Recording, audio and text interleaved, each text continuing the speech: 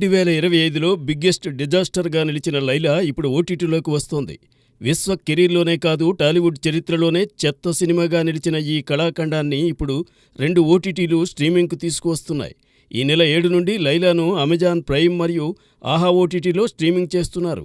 ఈ సినిమాలో చాలా అసభ్యకరమైన సీన్స్ ఉన్నాయి.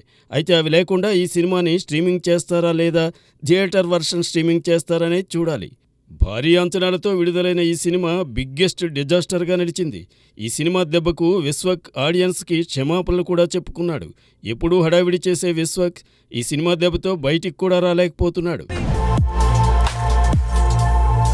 ధనుష్ కేవలం హీరోగానే కాకుండా దర్శకుడిగా కూడా సత్తా చాటుతున్నాడు. ప్రస్తుతం తన దర్శకత్వంలో 'ఇడ్లీ కడాయి' అనే సినిమా చేస్తున్నాడు. కోలీవుడ్ యంగ్ హీరో అరుణ్ విజయ్ మరో ముఖ్య పాత్రలో నటిస్తున్నాడు. అయితే కోలీవుడ్లో ఓ వార్త హల్చల్ చేస్తోంది. కోలీవుడ్ స్టార్ హీరో అజిత్ కుమార్ హీరోగా ధనుష్ ఓ సినిమా చేయబోతున్నాడట. ఇందుకు సంబంధించి ధనుష్ ఇటీవల అజిత్కు కథ కూడా వినిపించగా అందుకు గ్రీన్ సిగ్నల్ కూడా ఇచ్చినట్టు తమిళ సినీ వర్గాల సమాచారం. ఈ న్యూస్తో అటు అజిత్ ఫ్యాన్స్ ఇటు ధనుష్ ఫ్యాన్స్ ఫుల్ ఖుషి అవుతున్నారు.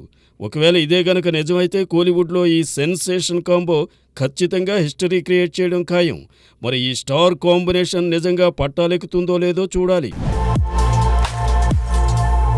మలయాళంలో హిట్గా నిలిచిన 'ఉన్ని ముకుందన్' చిత్రం మలయాళంలోనే కాక ఇండియన్ సినీ హిస్టరీలోనే అత్యంత హింసాత్మక చిత్రంగా అభివర్ణించబడింది. అయితే మార్కోకి షాక్ తగిలింది. టెలివిజన్లో ఈ సినిమా విడుదల కావడం లేదు. Central board of film certification (CBFC) టెలివిజన్లో మార్కో ప్రదర్శన అనుమతిని నిరాకరించింది. కేటగిరీ మార్పు కోసం చేసిన దరఖాస్తును CBFC తిరస్కరించింది. ప్రాంతీయ పరీక్షా కమిటీ సిఫార్సును కేంద్ర బోర్డు ఆమోదించింది. సినిమాలో యు లేదా UAగా వర్గీకరించడానికి కూడా ఇబ్బంది అయ్యేలా చాలా హింస ఉందని CBFC అభిప్రాయపడింది. అయితే నిర్మాతలు మరిన్ని సన్నివేశాలను తగ్గించి మళ్లీ దరఖాస్తు చేసుకోవచ్చు. మరి నిర్మాతలు ఏ నిర్ణయం తీసుకుంటారో చూడాలి. అక్కినేని అఖిల్ ఏజెంట్ సినిమా 2 ఏళ్లు దాటినా కూడా ఇప్పటికీ ఓటీటీలో ప్రసారానికి రాలేదు. ఈ సినిమా రైట్స్ని సోనీ లివ్ కొనుగోలు చేసింది. సోనీ లివ్ గతంలో ఓసారి విడుదల చేస్తున్నామంటూ ప్రకటించి వాయిదా వేసింది. ఏజెంట్ను 2024 సెప్టెంబర్ 29న స్ట్రీమింగ్ చేయబోతున్నట్టు పోస్టర్ విడుదల చేసింది. దీంతో అక్కినేని ఫ్యాన్స్ ఖుషి అయ్యారు. కానీ సోనీ లివ్ తమ సోషల్ మీడియా ఖాతా నుండి ఏజెంట్ డిజిటల్ ప్రీమియర్ పోస్టర్ను తొలగించింది.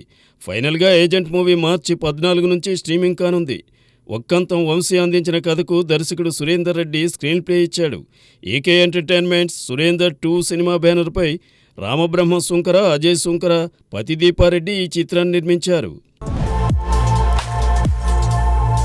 రామ్ చరణ్ రీసెంట్ ఫ్లాప్ సినిమా గేమ్ చేంజర్ ఇప్పటికే సౌత్ ఇండియన్ భాషల్లో స్ట్రీమింగ్ అవుతోంది.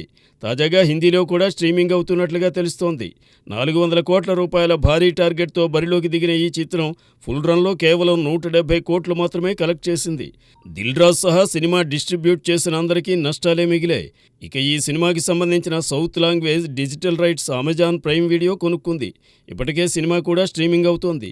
కానీ హిందీ వర్షన్ స్ట్రీమింగ్ హక్కులు మాత్రం G5 సంస్థ కొనుగోలు చేసింది.